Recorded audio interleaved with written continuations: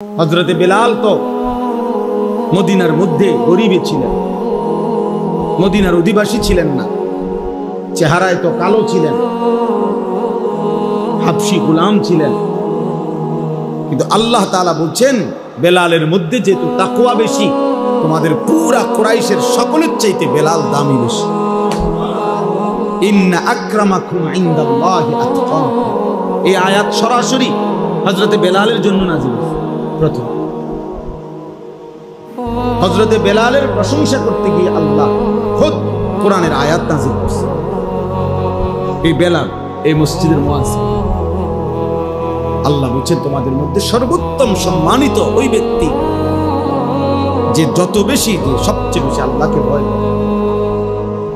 বেলালের কলিজায় আল্লাহর ভয় আছে, অতএব সে আকরাম, সবচেয়ে সম্মানিত। সম্পদ না থাক, সম্পদ না থাক।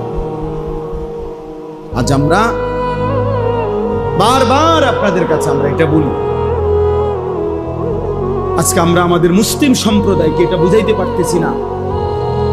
ছেলে বুড়ো, ঘরের নারী পুরুষ, বাবা মা, সবার ফিকির একটা টাকার অঙ্কে হিসাব। সবাই মিললে রোজগার কত, বাপের আয় কত, পুতের আয় কত, আরো কিভাবে উপার্জনের আর কি হইতে পারে, দামদার কি কি আছে কামাই রোজগারির,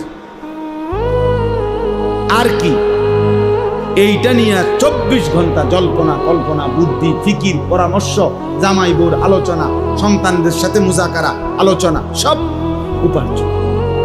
অথচ স্বামী স্ত্রী একবারও আলোচনা করে না যে আমরা দুইজনের, এই যে ছেলেটা 16 বছর, ও যে এক ওয়াক্ত নামাজ পড়ে না, আমাদের কি হবে আর ওর কি হবে।